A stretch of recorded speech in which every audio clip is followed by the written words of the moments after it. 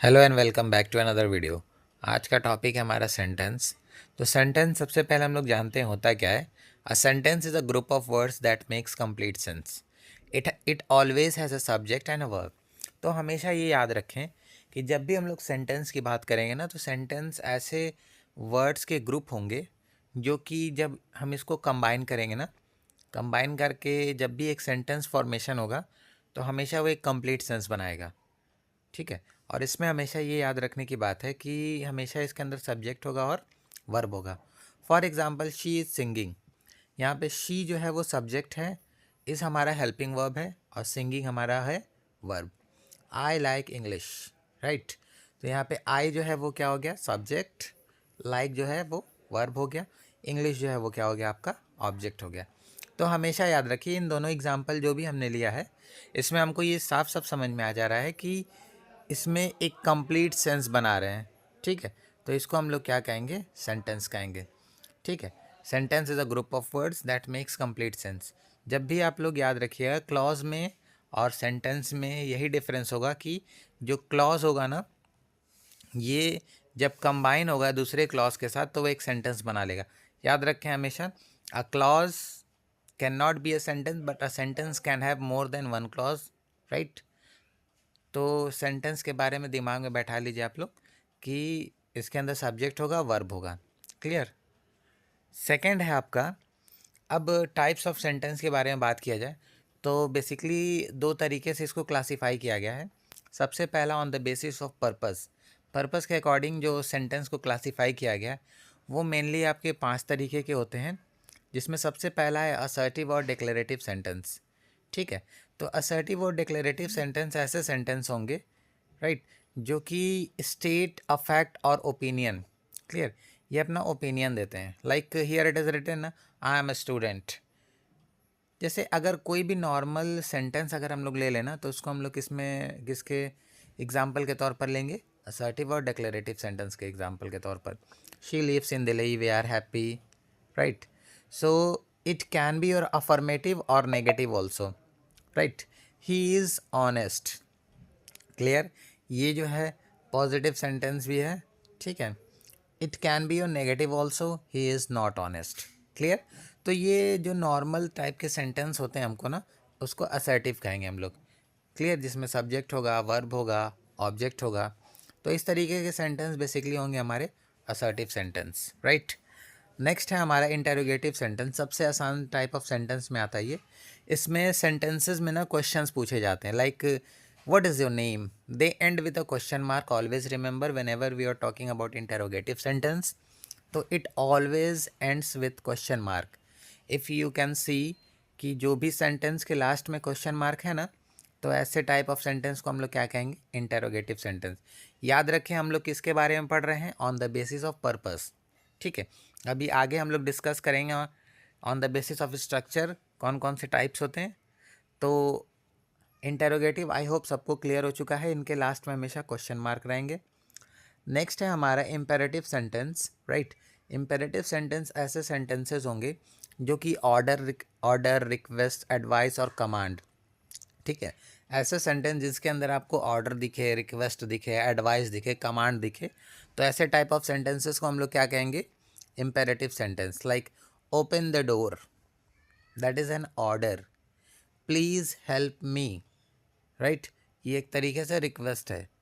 Always speak the truth, that is your advice. Sit down, it is a command. तो ये point याद रखिए। अगर मान लीजिए यहाँ पे लिखा है ना subject you is usually hidden, तो यहाँ पे अगर हम लोग पहला एग्जांपल लें ओपन द डोर का, तो यहाँ पे देखिए बेसिकली यू जो है ना एक हिडन टाइप का मालूम चलेगा। You open the door, you please help me, you always speak the truth, you sit down, right. ये इसके अंदर यू जो है ना हिडन टाइप का लगेगा। तो हम लोग इस तरीके से इंपेरेटिव सेंटेंस आराम से ईजिली अपने आप को आइडेंटिफाई करा सकते हैं। ठीक। दूसरा है एक्सक्लेमेटरी सेंटेंस। तो ऐसे सेंटेंस जो कि स्ट्रॉन्ग फीलिंग्स को दिखाते हैं, जैसे कि जॉय हो गया, हैप्पीनेस हो गया, सॉरो हो गया, सरप्राइज़ हो गया, एंगर हो गया। लेकिन एक चीज़ हमेशा इसके अंदर देखने लायक रहेगा, ठीक है, कि इसके अंदर ना ये एक्सक्लेमेटरी मार्क्स जिसको कहा जाता है, एक्सक्लेमेशन मार्क जिसको कहा जाता है ना, एक्सक्लेमेटरी सेंटेंस के अंदर हमेशा एक्सक्लेमेशन मार्क यूज़ होगा। क्लियर? जैसे एग्जाम्पल है यहाँ पे, व्हाट अ ब्यूटीफुल प्लेस, ठीक है, how smart you are, alas he is dead. तो यहाँ पे आप देख सकते हैं ना कि कहीं ना कहीं स्ट्रॉन्ग फीलिंग्स दिखाया जा रहा है, ठीक है। जैसे हाउ स्मार्ट आर यू और यू आर, राइट। इसमें जो है ना क्या दिखाया जा रहा है कि एक तरीके से जॉयनेस है, एक तरीके से लोगों के प्रति आकर्षक है, अट्रैक्शन है। व्हाट अ ब्यूटीफुल प्लेसेस, ये अट्रैक्शन है। अलास ही इज़ डेड, यहाँ पे सौरव दिखाया जा रहा है, राइट। तो हमेशा या hurrah, we win the match, ये ऐसे एग्जाम्पल है जिसमें आपको हमेशा एक्सक्लेमेशन मार्क दिखेंगे। तो जब भी आपको कभी भी एक्सक्लेमेशन मार्क किसी सेंटेंस में नज़र आता है तो हमेशा याद रखें कि उस सेंटेंस को हम लोग क्या कहेंगे, एक्सक्लेमेटरी सेंटेंस। आई होप अभी तक क्लियर हो चुका है आपको।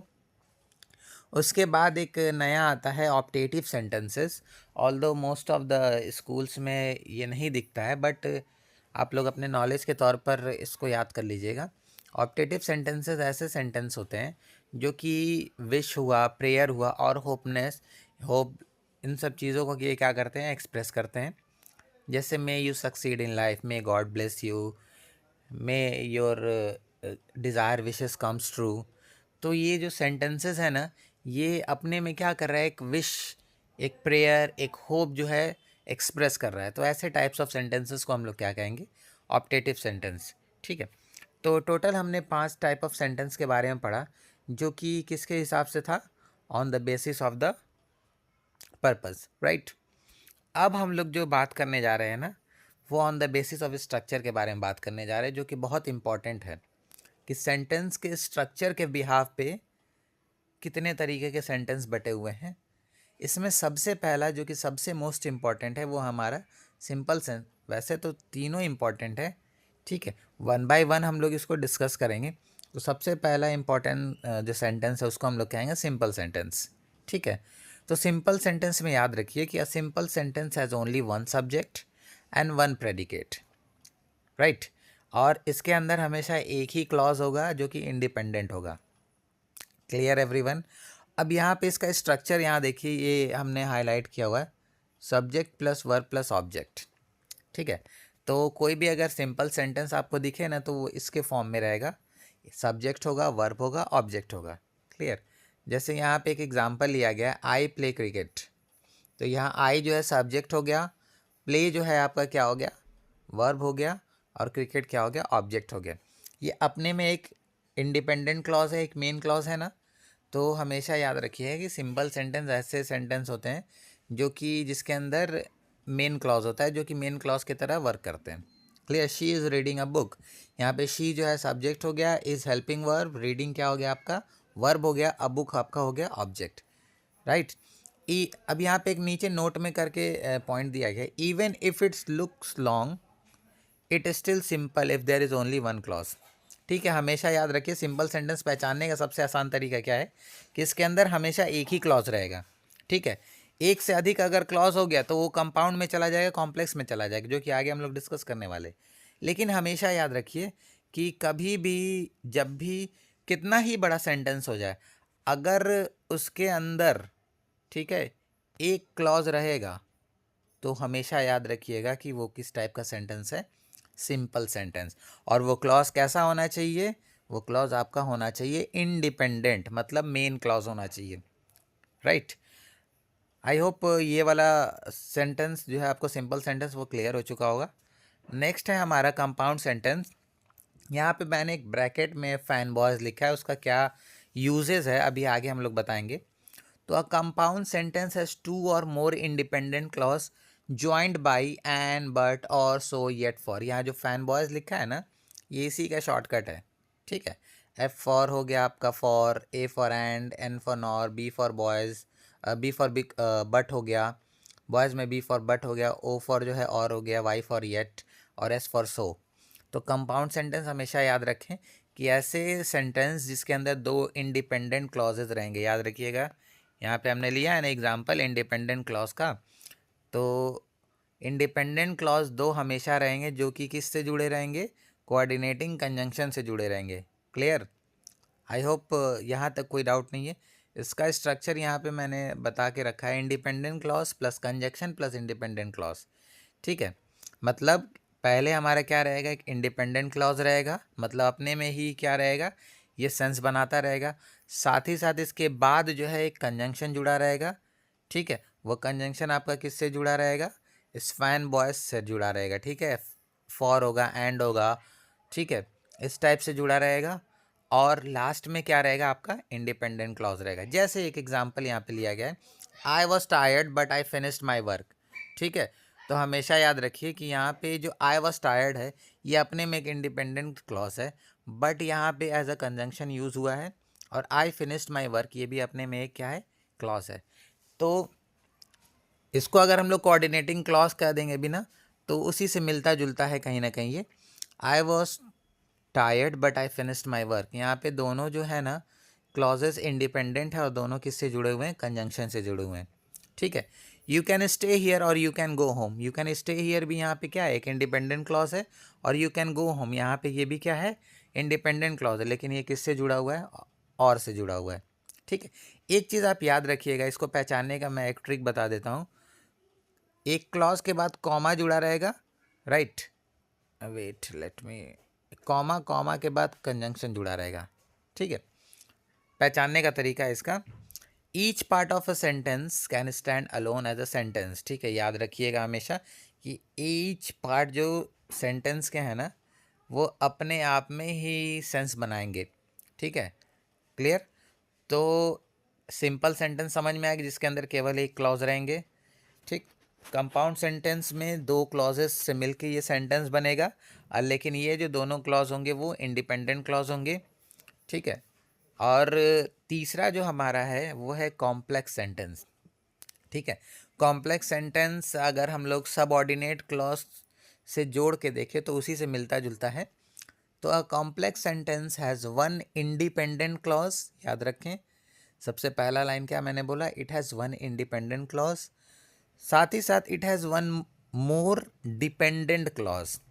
क्लियर, इसके अंदर एक इंडिपेंडेंट क्लॉज रहेगा और एक डिपेंडेंट क्लॉज रहेगा। ठीक है, इसमें कुछ कॉमन वर्ड्स यूज़ किए जाते हैं, बिकॉज हो गया, ऑल्दो हो गया, व्हेन हो गया, if, that, who, which, while. ठीक है, तो ये जो कुछ कॉमन वर्ड्स हैं ना, इससे ये हम लोग इजीली आइडेंटिफाई कर सकते हैं ना कि ये जो सेंटेंस है वो क्या है, आपका कॉम्प्लेक्स। ठीक है, कॉम्प्लेक्स सेंटेंस। जैसे इसका स्ट्रक्चर यहाँ पे दिया गया है, independent clause plus dependent clause. ठीक है, इसके साथ ही और डिपेंडेंट क्लॉज और इंडिपेंडेंट क्लॉज, मतलब ये आगे पीछे हो सकते हैं, नो डाउट एट ऑल। ठीक है, here example is given, I stayed home because it was raining. Clear, यहाँ पे आई स्टेड होम, ठीक है, बिकॉज इट वॉज रेनिंग, देखिए यहाँ पे दो अलग अलग क्लॉज है ना। क्लियर, इट वॉज रेनिंग ये कंप्लीट सेंटेंस है, आई स्टेड होम। क्लियर, तो एक डिपेंडेंट है दूसरे के ऊपर ना, when she arrive the meeting started. Clear, समझ में आ गया, when she arrive the meeting started. यहाँ पे देखिए दोनों क्लॉज जो है ना एक दूसरे के ऊपर एक जो है कंप्लीट इंडिपेंडेंट है, दूसरा उसके ऊपर डिपेंडेंट है। He is the boy who won the prize. ठीक है, यहाँ पे ही इज़ द बॉय जो है आपका कंप्लीट सेंस बना रहा है, इंडिपेंडेंट है, लेकिन हु वॉन द प्राइज जो है आपका क्या हो गया, इसके ऊपर ये डिपेंडेंट है। क्लियर, द डिपेंड, अब यहाँ पे नोट करने वाली बात है, the dependent clause can not stand alone. याद रखें हमेशा कि जो डिपेंडेंट क्लॉज है ना, वो कभी भी अपना सेंस जो है वो तभी बनाएगा जब वो इंडिपेंडेंट क्लॉज के ऊपर डिपेंड रहेगा। क्लियर, तो ये चीज़ याद रख लीजिए आप लोग कि सेंटेंस जो होते हैं ना, on the basis of their purpose 5 तरीके से होते हैं, जो कि मैंने ऑलरेडी डिस्कस कर दिया है। और स्ट्रक्चर के हिसाब से जो होते हैं ना, 3 होते हैं। सिंपल सेंटेंस, जिसके अंदर केवल एक सब्जेक्ट होगा, एक प्रेडिकेट होगा, मतलब इसके अंदर एक इंडिपेंडेंट क्लॉज होंगे। पहचानना बहुत आसान है, अगर वो सेंटेंस 5 लाइन का भी लिखा होगा ना, वैसे तो होता नहीं इतना लंबा, बट स्टिल अगर कितना भी लंबा सेंटेंस हो, अगर उसके अंदर एक क्लॉज आप पहचान गए तो समझ जाइए कि वो क्या है, आपका सिंपल सेंटेंस। कंपाउंड सेंटेंस बहुत आसान है, फैन बॉयज़ मैंने बता दिया था आपको। कंपाउंड सेंटेंस पहचानने का सबसे आसान तरीका क्या है, दो इंडिपेंडेंट क्लॉज को कौन जोड़ेगा, कंजंक्शन जोड़ेगा। ठीक है, थर्ड वन है हमारा कॉम्प्लेक्स सेंटेंस ऐसे सेंटेंस जिसमें एक इंडिपेंडेंट रहेगा और एक डिपेंडेंट क्लॉज रहेगा, ठीक है। और ये किससे जुड़ा रहेगा? बिकॉज से, ऑल दो, दैट, विच, वाइल, ये सबसे जुड़ा रहेगा, ठीक है। तो आई होप ये वीडियो थोड़ा मोड़ा हेल्पफुल रहा होगा आप लोगों के लिए। अगर ये वीडियो अच्छा लगा तो इस वीडियो को लाइक कर दें, कमेंट कर दें, जो भी टॉपिक आपको चाहिए होगा।